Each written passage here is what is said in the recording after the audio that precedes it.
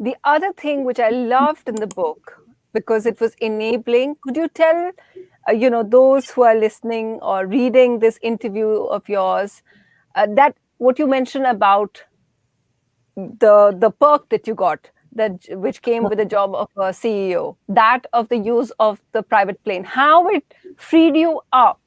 Tell us about that. Well, PepsiCo in the US, for example, has about 125, 130 manufacturing locations all over the place in small towns. So to get to a place, you've got to go to a big town and drive for an hour and a half or whatever. Our customers are located, like our retail partners in many, many parts of the country. And you have to visit state governments, federal governments. Then when you travel overseas, I could go to China and be there for 5 days and visit 7 cities. And if you really want to use a CEO's time optimally, if you don't give them the use of a private plane, there is no way that a CEO can have a life, because you spend more time in airports and then you're delayed in meetings, because if a plane is delayed or you're caught in traffic, it's over. The whole schedule is messed up. The wonderful thing that PepsiCo did is gave CEOs, in fact, gave it to me while I was president, the use of the private plane. And that was a liberator, because, first of all, I didn't have to pack economically in a suitcase and then sit there ironing clothes in my hotel room wherever I went. Second, I could pack by city. So if I was in China for 5 days, or in Asia Pacific for 10 days, I could pack by city in separate bags and take out just that bag when I got to the city. Third is, I could be productive. I didn't have to worry about who's looking over my shoulder at my work. I could have meetings on the plane. The plane was a flying office. People would come on the plane just to hold meetings. And when one meeting was over, if it was a long flight, that group would go to the back of the plane, and the next group would come. So it was a very efficient use of time. And that allowed me to come back home at some reasonable hour and not be completely wiped out, and start working, to help the family, the kids, and spend some quality time with my husband.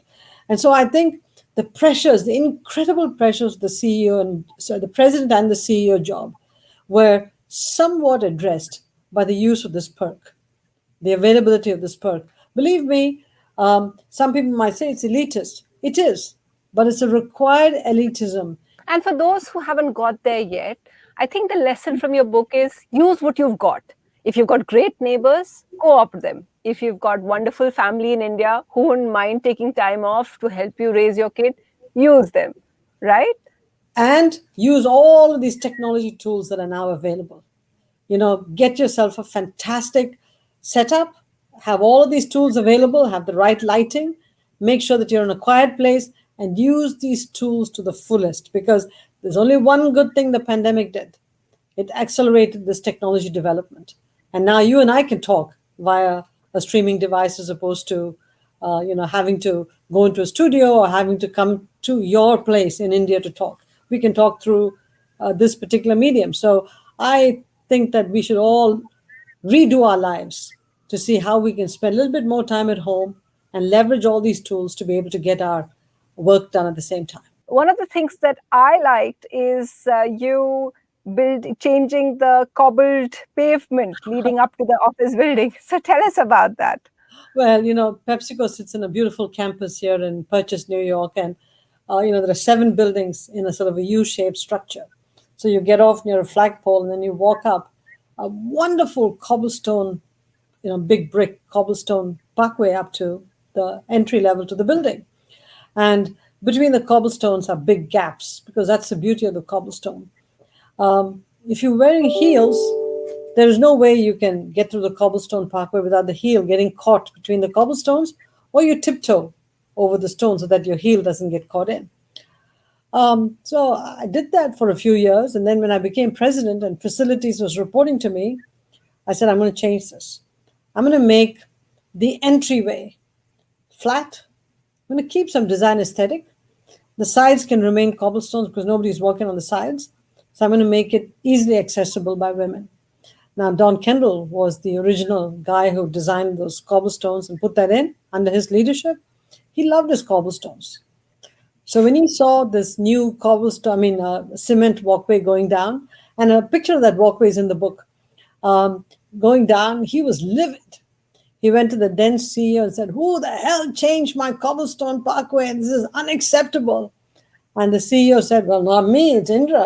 Facilities reports to her. Go talk to her." Don Kendall never talked to me, never talked to me about it. But his wife called me and said, "Thank you for doing it," because I had trouble walking up the walkway. And all the other women applauded and said, "Thank you for doing what you did." You talk about the difference hiring a stylist made.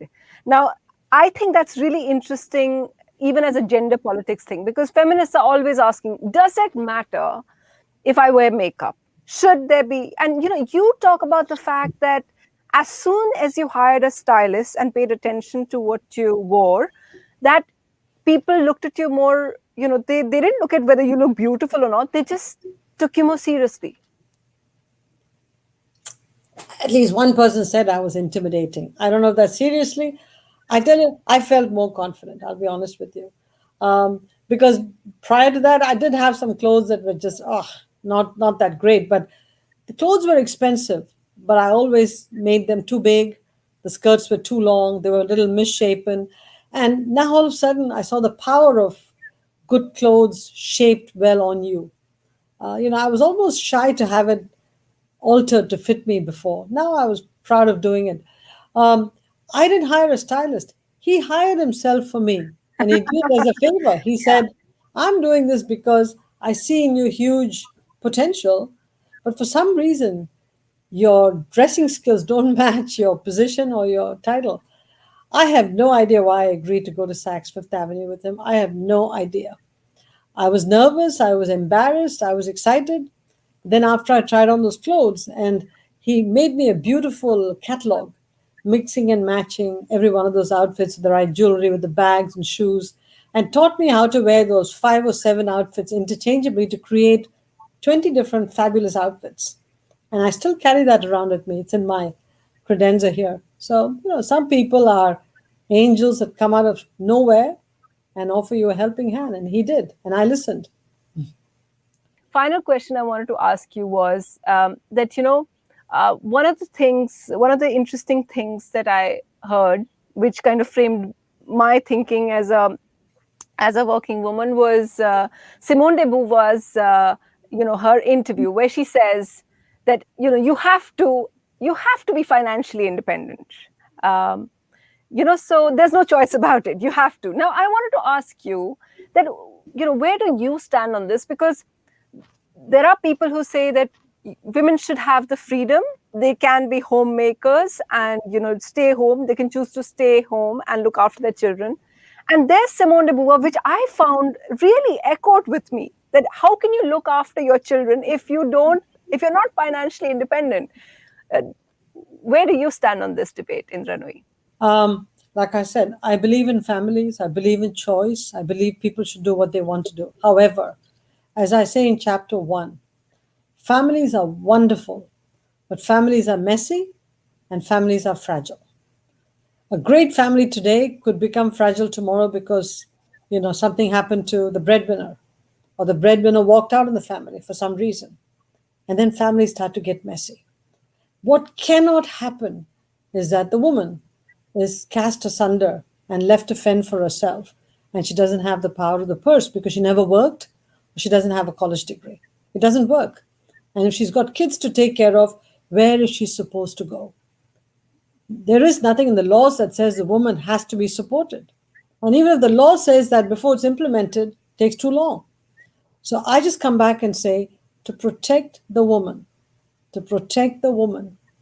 not only should she be educated, she should have economic and financial freedom, so that if there's ever a problem, because families are fragile, she can stand on her own 2 feet and take care of her kids. Or even if she doesn't have kids, take care of herself. That's my only plea, my request, my expectation.